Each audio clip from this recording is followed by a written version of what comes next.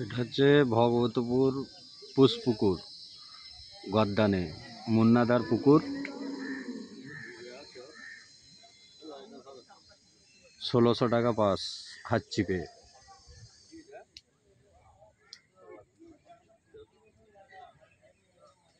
Pass নেবে, দেখে শুনে নেবে।